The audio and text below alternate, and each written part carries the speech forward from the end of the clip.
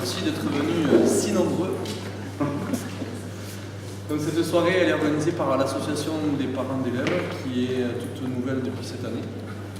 Voilà, qui se veut, qui a choisi un nom qui s'appelle Ligams, donc les liens en occitan. Donc pour monter des projets qui ont fonction de mettre en lien les parents, les enfants, mais pas que, aussi des associations dans le village ou d'autres entités comme le centre de loisirs ou la mairie, notamment sur le carnaval, plusieurs, je ne sais pas si vous avez vu sur l'affiche ou le flyer, donc plusieurs entités se sont mis à donc se sont engagés pour participer au carnaval. Donc c'est une soirée de préparation pour le carnaval en 2019, qui sera à peu près à cette époque-là. Voilà, donc il y a la mairie, le centre de loisirs, les écoles, maternelles élémentaires, le Caminibos et l'association pour le moment des parents d'élèves. Peut-être d'autres assos qui se rapprocheront au projet, on verra comment ça évolue avec le temps. Donc, bonne conférence, Thierry Truffaut, spécialiste des carnavals des Pyrénées.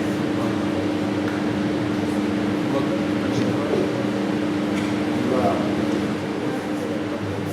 Bon, merci de m'accueillir d'abord. Et alors, je suis, disons, un spécialiste du carnaval en général. Je suis originaire, je suis bayonnais, je suis gascon de Bayonne, et donc j'ai beaucoup travaillé sur le Pays Basque. Et pour comprendre ce qu'il y avait en Pays Basque, j'ai poussé un peu plus loin, voilà.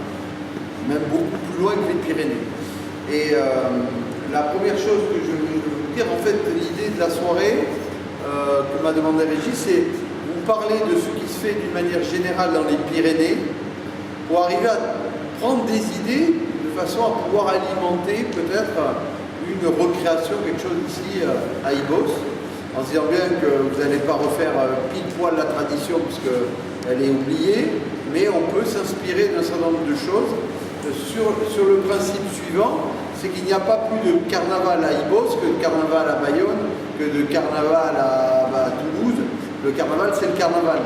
Et donc le carnaval basque, ça n'existe pas. Le carnaval béarnais, ça n'existe pas. Le carnaval, même s'il est un coup, ils appellent ça le carnaval béarnais. On va voir qu'ils ont repris des choses qui sont ailleurs. D'une manière générale, c'est un vieux fond extrêmement européen. Sauf que nous avons la chance dans les Pyrénées, avec les vallées, le système de vallées qui pénètre fortement dans les montagnes, d'avoir eu un conservatoire d'un certain nombre de traditions européennes très anciennes. Donc en fait, c'est plus l'ancienneté qui a pointé sur les Pyrénées que le microcosme local sur le mode voilà, j'ai les chevilles plus grosses que le voisin. Ça, c'est jamais bon et en même temps, c'est pas vrai. Alors, comment expliquer le carnaval?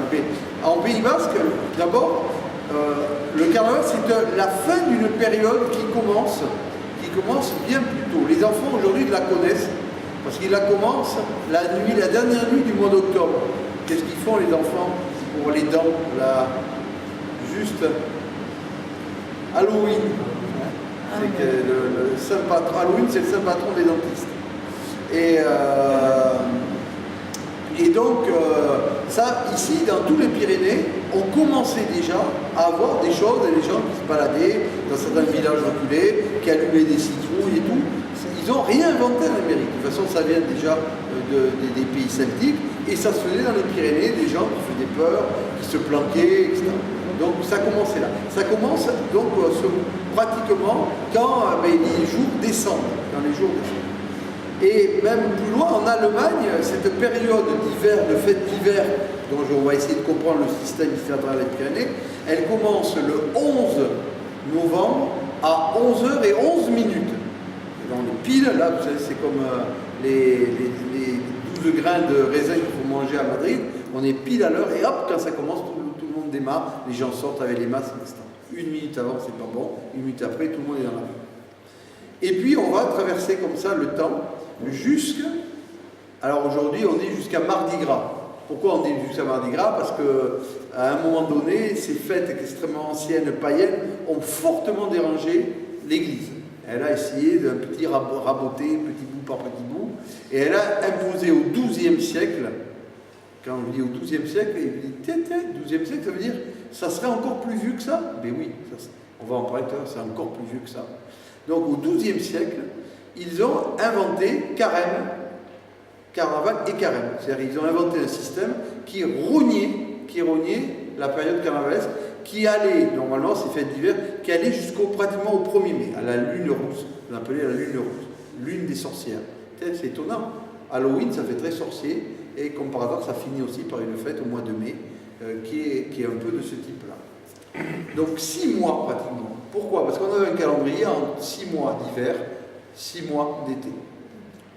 Et d'ailleurs, les Basques n'avaient que 2 saisons. Voilà. Et beaucoup de peuples n'ont que 2 saisons. Ça a été après, on avait la saison basse, hiver bas, hiver haut, printemps bas, printemps haut. Pourquoi c'est si vieux que ça? Parce qu'on en a déjà des descriptions chez les Romains. On en a déjà des descriptions sous l'Empire romain et chez les Grecs. 2 choses qu'on retrouve aujourd'hui dans les Pyrénées, qu'on retrouve chez les Grecs, qu'on retrouve en Allemagne et jusqu'au fin fond de la Sibérie. Des constantes complètes à des moments donnés. Qu'est-ce que c'est donc? Mais je vais essayer de vous expliquer ça sur l'idée qu'en Pays Basque, le nom de carnaval n'existe pas en basque. On dit Iauteri en basque. Et beaucoup de pays, le terme carnaval a été inventé au XIIe siècle. C'est le moment où on va arrêter de manger. Carnaval, c'est lever, carnavaler, lever la viande, arrêter de manger de la viande. Ça veut dire manger du poisson, des œufs, carrés. Avant, ça n'existait pas. Donc on avait des noms pour des fêtes particulières. Alors, beaucoup de ces fêtes sont perdues puisque le terme carnaval est venu dessus, mais les Basques ont gardé le vieux mot. Et Iauteri, ça veut dire, et ici, dans ces zones un peu de Piémont, ça va vous parler, c'est les zones où on taille les arbres fruitiers. On commence la vigne à peu près à la fin de l'année, et puis là, on va être sur janvier, février, début mars, avant les premiers bourgeons, sur les fruitiers. Et c'est le moment un petit peu bien précis de l'année, du renouveau avant les bourgeons. Et alors, c'est intéressant ce mot de Iauteri parce que je vais vous faire une comparaison pour vous faire comprendre ces fêtes, c'est quoi. Eh bien, les fêtes dont je vais vous parler, c'est comme si je parlais d'un arbre fruitier. C'est un arbre fruitier extrêmement ancien, qui a des racines. Tous les peuples de la vieille Europe ont les mêmes racines, qui proviennent dans des terreaux très anciens, certainement qui puisent pour le moins à l'époque de l'Empire romain, peut-être même plus avant, puisque l'Empire romain a été très très loin, mais peut-être même au premier temps où l'homme s'est posé à quitter les grottes, les chasses, et pour se poser, avait les premiers habitats et les premiers systèmes de protection des cultures, du bétail, etc. Et ça pourrait venir juste depuis là, et vous allez voir qu'il y a des choses très intéressantes pour comprendre ça. Donc, d'un temps extrêmement reculé, ce monde-là, beaucoup de peuples l'ont en commun. Donc, c'est nos racines qui ont donné une pousse, un tronc, avec la sève qui monte chaque année, la même chez les Basques, les Béarnais, les Bigourdans, les Provençaux, mais également les Hongrois, les Tchèques, etc. Sauf que le génie humain, c'est on a inventé sur les arbres fruitiers qu'on peut les greffer. C'est-à-dire qu'on peut avoir un arbre fruitier, on a des pommes rouges, mais le voisin a des pommes vertes très intéressantes et un peu acides. Et on aimerait bien voir si on peut la greffer sur l'arbre fruitier de pommes rouges. On aura peut-être une pomme un peu mélangée ou différente. Voilà, on peut mélanger des fruits maintenant. Et donc, en fait, c'est quoi cette tradition avec les particularités dont je vous parlais dans les Pyrénées? Et puis, c'est notre arbre fruitier. Là, le terreau, il est quasi du vieux monde européen et l'entrée de l'Asie. Là, ça fait pousser un tronc à la sève qui est aussi ce point commun. Sauf que chaque peuple, il a greffé. Il a greffé des petites choses. Mais pour comprendre les greffes, on ne peut pas oublier le terreau et la sève. Vous comprenez? Si on ne va avoir que la greffe, on ne comprend rien. D'autant que si on n'a que des pommes vertes, et que de l'autre côté, on ne va pas comprendre pourquoi il y a la pomme rouge, ou pourquoi il y a une pomme qui a une couleur avec du rouge et du vert, eh bien, on ne peut le comprendre qu'en allant voir autour. Parce qu'au fur et à mesure du temps de l'interdiction des prêtres qui ont qui ont extrêmement lutté contre ces traditions qui n'ont rien de chrétien, qui sont parfaitement païennes, et bien les gens ont interdit. Et en fait, je vais vous en parler tout à l'heure, on ne connaît ces traditions que par quasiment les notes, les archives de police et les tribunaux qui ont interdit. Et donc on a des descriptions, et bien sûr ça commence déjà chez les Romains, et déjà les premiers pères de l'Église au 2e et 3e siècle qui condamnent le fait de se déguiser en vache ou en vieille en période de Saturnale, etc., en période des fêtes d'hiver. Et donc, ici, on n'a pas dans des villages, imaginez Ibos il y a 1000 ans, il ne doit pas y avoir beaucoup d'archives qui sont arrivées depuis de cette époque-là. Mais peut-être qu'autour, sur Tarbes, sur Pau, il y a des choses on va en voir quelques-unes. Donc sur le Moyen-Âge, on commence à avoir quelques archives qui nous donnent des idées et au fur et à mesure. Et on constate que quelquefois on a un petit bout de la tradition là, hop, on a enlevé un personnage, on ne comprend pas pourquoi les autres sont là, il manque quelque chose. Mais à 50 km, le petit bout il y est, mais on lui a enlevé autre chose. Et à 300 km, on a l'intégralité. 500 km après, il y a un autre bout qui est en place, qui ne s'explique pas, etc. Et en faisant comme ça, de l'Atlantique à pratiquement la Russie, on arrive à comprendre ces traditions. Mais on va se caler aujourd'hui sur la zone de la Méditerranée à l'Atlantique. Est-ce que c'est à peu près clair? Donc en fait, on va plonger dans des racines extrêmement vieilles. On peut, si vous avez des questions, des choses, on peut établir. Voilà, vous dire, donc voilà la zone, on va parler avec un petit peu plus de focale sur cette zone ici, puisque l'idée c'est de vous donner aussi des idées sur des choses. Alors, donc c'est ce que je viens d'expliquer, hein. Donc on a effectivement des archives au Moyen-Âge, et juste la chose que je voulais vous dire, il faut comprendre que toutes ces traditions du monde païen, ancien, qui avaient des pratiques, vous allez comprendre pourquoi, ce n'est pas des traditions urbaines. Le carnaval, ou les grands carnavals qui aujourd'hui fonctionnent dans des grandes villes, je pense à Nice, entre autres à Dunkerque, etc., mais qui gardent des particularités anciennes du monde rural, ne se sont mis en place pratiquement au moment où justement l'Église a fait cette séparation 12e, 13e. Avant, il n'y avait pratiquement pas des fêtes comme ça dans le monde rural, dans le monde urbain. Ils ont été les prendre avec les gens des faubourgs qui montaient, etc. Donc les traditions dont je vous parle sont des traditions rurales. Voilà. Et d'ailleurs, on ne devrait plus parler, je vais parler de carnaval, mais on devrait parler de mascarade. Voilà, c'est le terme exact pour les fêtes d'hiver qui commencent de fin octobre à pratiquement l'époque de mai. Voilà. Alors, pourquoi ces fêtes-là? Eh bien, parce qu'une grande peur.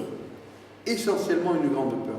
Aujourd'hui, nous vivons avec le portable, les affiches, voilà, le salon du livre, on a des informations, on a des caméras, on a des ordinateurs, on a des téléphones, enfin voilà, on vit complètement connecté.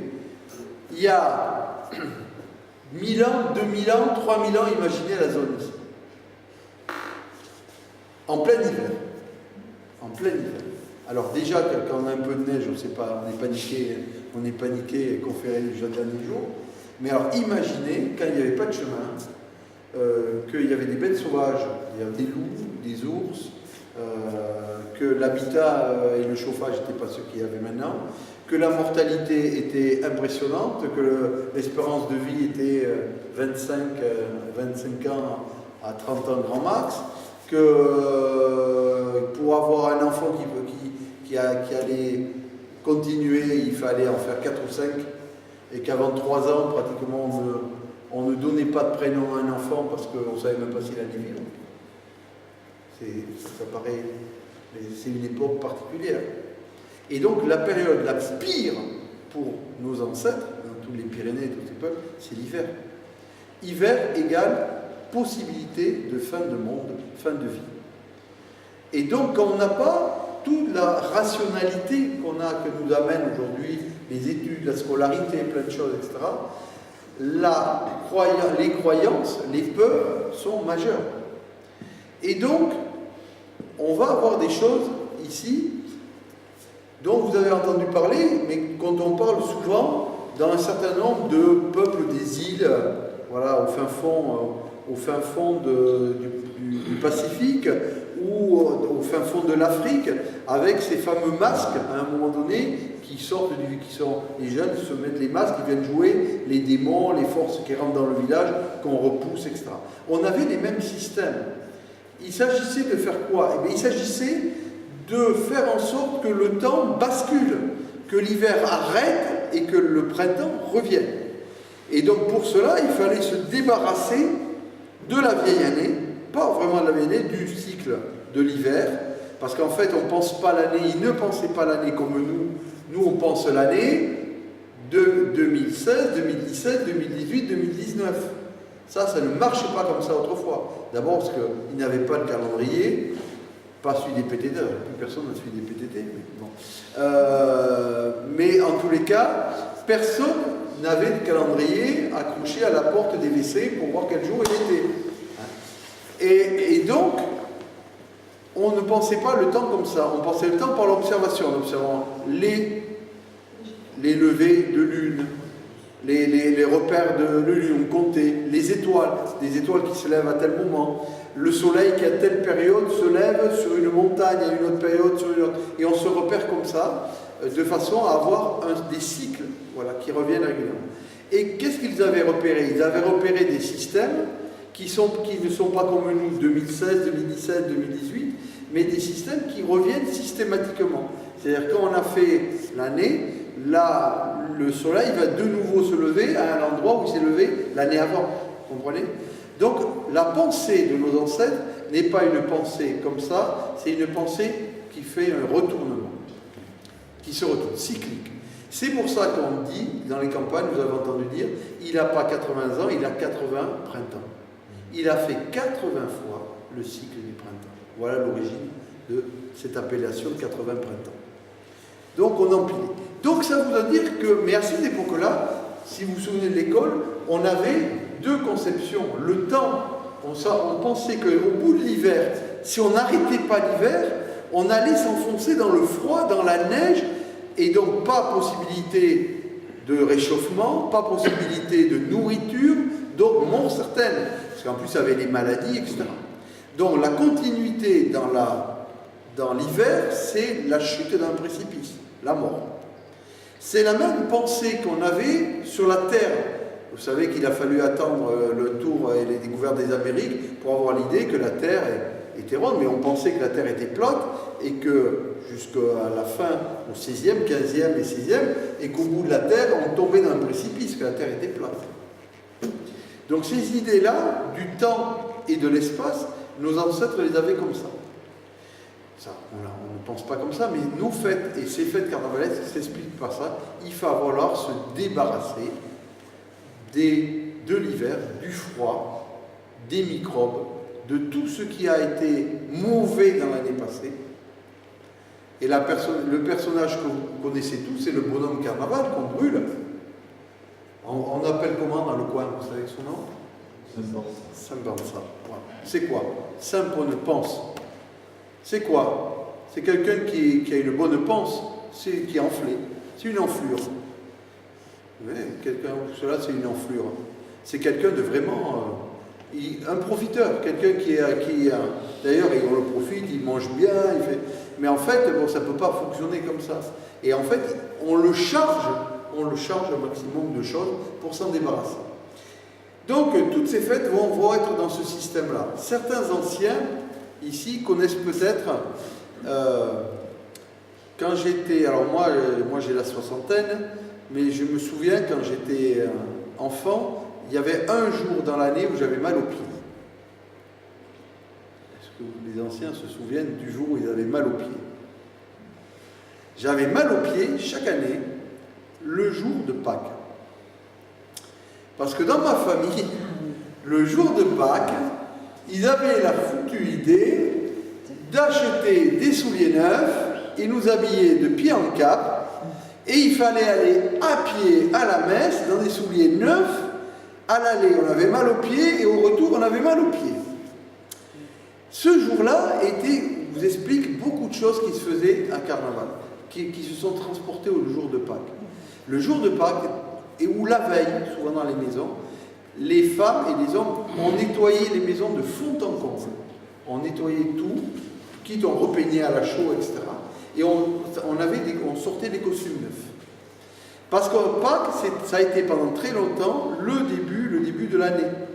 On est vers la fin du cycle. Puisqu'en fait, la pensée, c'est qu'on va rentrer dans une nouvelle année et que l'année ancienne de nos ancêtres, elle n'est pas au 1er janvier, elle est vers fin mars, voire les Romains, elle était au 1er mars, voire encore plus loin, dans les diocèses ici, elle était sur Pâques. Et Pâques, ça peut aller pratiquement jusqu'à fin mars, presque début avril.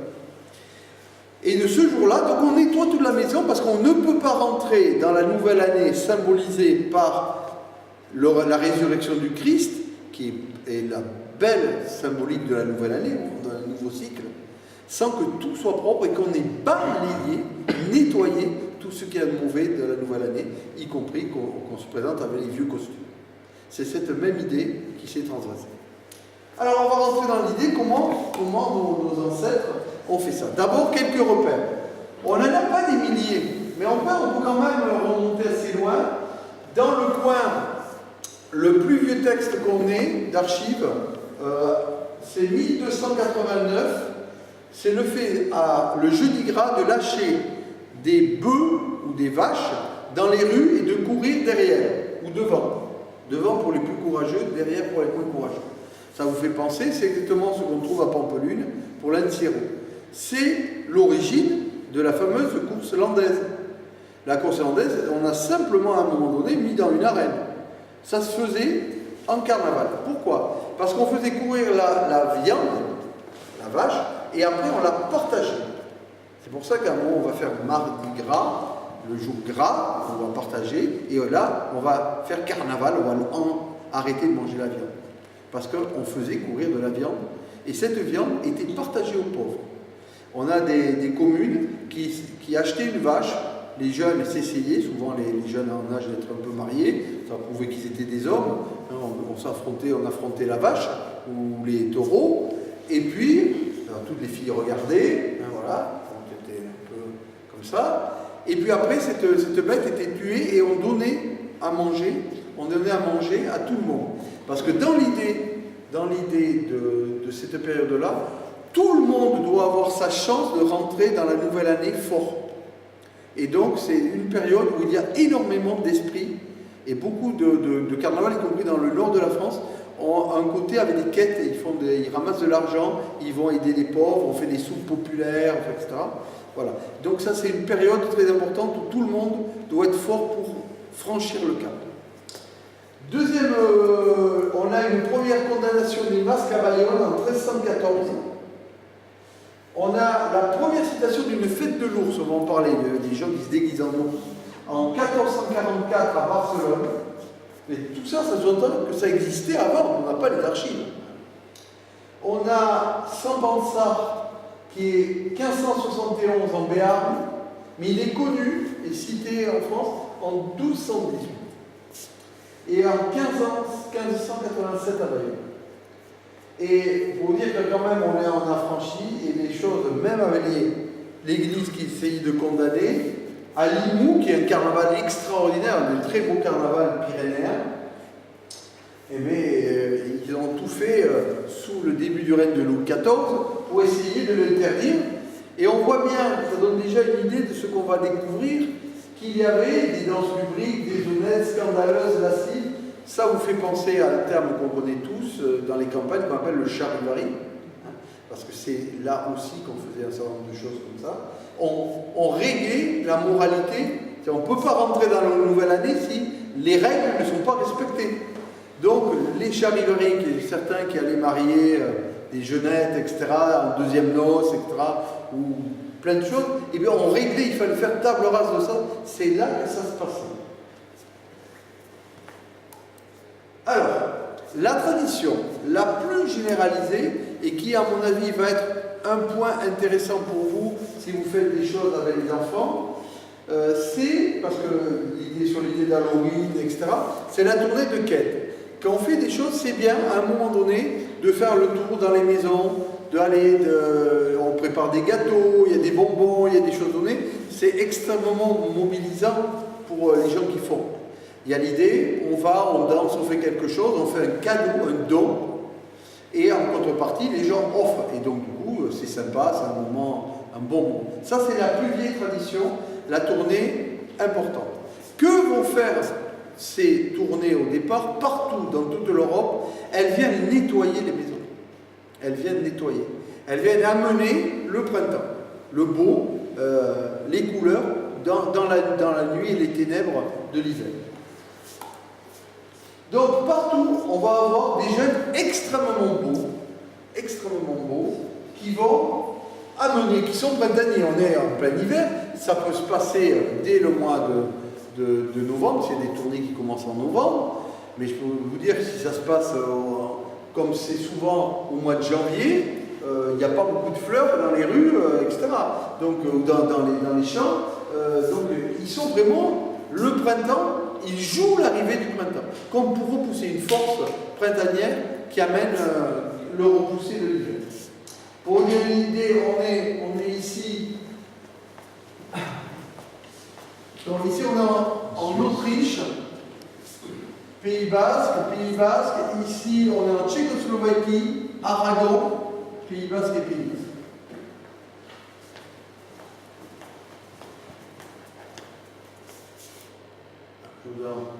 Et donc, ils vont amener un certain nombre de choses de dons. Hein, voilà.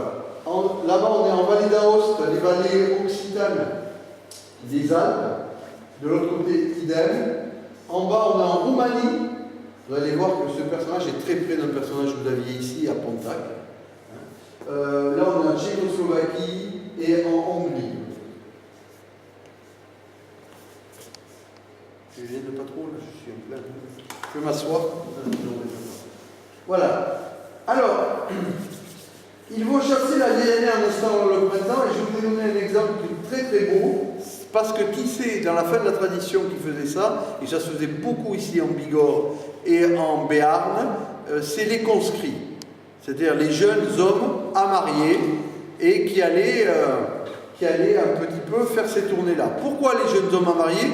Parce que dans la tradition ancienne, on envoyait, s'agissait bien, quand on remonte à des milliers d'années en arrière, de chasser des forces obscures qui maintiennent l'hiver. Parce que l'hiver derrière était pensé avec des génies, des dieux, des forces de la nature, pas forcément très agréables, et qui étaient prêtes à faire n'importe quoi avec n'importe qui. Et donc il y avait danger à aller aussi faire ces tournées-là. Et donc à repousser sur l'extérieur l'hiver et à amener le printemps. Et donc on n'envoyait pas ni les femmes, ni les hommes mariés en charge de famille. On amenait les jeunes célibataires, parce que bon, d'abord, ce qu'on a toujours fait dans les guerres, c'est de la chair à canon, donc ils pouvaient y aller, il n'y avait pas de risque pour les familles, mais surtout, on repérait les courageux. Hein, c'est le problème aussi de celui qui va. Donc c'était des moyens aussi d'initier les jeunes pour voir un petit peu leur possibilité de faire des gens responsables, de bons fermiers, de bons agriculteurs, de bons bergers, etc. Les conscrits ici, vous les avez, pour vous dire qu'ils sont ambigus, ces conscrits, parce qu'ils sont le printemps, c'est-à-dire ils sont ni hommes ni femmes, ils sont un peu ambigus. Et d'ailleurs, ils sont tellement ambigus qu'ils ont souvent, on les appelle les madames. Ici, on est en Provence, à côté de Cavaillon, d'un petit village qui s'appelle Cheval Blanc. Ils s'appellent les Belles. Et ils ont ce costume, ils sont belles pendant 3 ans. La première année, c'est à 19 ans. 19 ans, ils viennent, ils suivent ceux qui ont 20 ans, qui font vraiment la tradition. Ils regardent, ils suivent. Et les anciens qui ont 21 ans leur apprennent. Mais ceux qui font vraiment la tradition, c'est les 20 ans. Donc ils ont 3 années avec ce costume. Et une fois qu'ils ont fait ce costume, au bout de 3 ans, ils ne sont plus belles, ils peuvent se marier et ils sont sauvages. Ils vont faire le groupe de l'hiver. Ils sont démasqués, un peu plus laids. Ce costume, dans ce village, c'est tellement important, ces costumes rituels, on va en voir de très très beaux, qu'il est fait une fois dans la vie, c'est les mamans qui font les costumes, hein, qui mettent leurs fils sur la place publique. Les costumes sont tellement importants qu'on m'a raconté dans ce village que certains gardent le costume toute leur vie, ils se font enterrer dans ce costume. C'est vraiment le costume de l'initiation, du passage de jeunes hommes à hommes. On est sur des rituels très anciens. Alors, qu'est-ce qu'il nous fait? Voilà. Alors, on va voir les premières rondes, donc dans un petit peu, pour vous donner des idées simples. Voilà. Ici, on est tout près, dans la zone juste un peu plus bas de Milan, et pour la partie haute, c'est ce qu'on appelle les aguillonais, qui tournent dans toute une grande partie de la Gascogne, sur la période juste avant Noël, sur l'avant, et jusqu'au roi, pratiquement, qui font le tour des maisons, et qui collectent du blé. Et dans les vallées hautes de Couseran, il a même été repéré que ce blé sert à faire un pain, et ce pain, il est béni la nuit de Noël, la messe de Noël, et ce pain, il est ramené dans les familles, il est gardé, parce que c'est un pain particulier, parce que ces collectes ont aussi la particularité, on va le voir, d'être des collectes du travail de la terre, des maisons et des bêtes de la communauté. Donc c'est vraiment des pains communautaires, de communion. Hein. Il n'y aurait pas de blé si les gens n'avaient pas travaillé, s'il n'y avait pas eu les bêtes, etc. Et donc, ce gâteau, il est conservé, il a été gardé pour les femmes enceintes, pour les protéger, et pour les vaches, quand elles avaient des problèmes pour veiller. Et on leur donnait pour protéger. Donc le pain ramassé par les jeunes hommes, qui nettoient les maisons, est fait avec le blé de chacune des maisons, et ce pain reprotège la communauté. Un très beau symbole de ces animaux. Voilà d'autres tournées. Je vous en ai mis une petite mignonne, parce qu'après c'était les enfants. Celle d'en bas, c'est une tournée qui est au sud de Miélan, dans le Gers. Et c'est à l'époque de la Deuxième Guerre mondiale, et ils font le tournée avec une carriole. Ils ont le portrait du maréchal Pétain sur la carriole, pour être sûr d'être bien reçu. Voilà. Donc, ces tournées, elles existent un peu partout. Ça s'appelle souvent les rondes aussi, ou en basque, de maison en maison, etche. Donc, on va collecter, et chaque maison donne. Si on ne donne pas, on prend le risque de s'exclure et de ne pas être protégé par les rituels. Ici, qu'est-ce qui va protéger? C'est les cloches, qui vont avoir un système de protection de bruit qui vient nettoyer.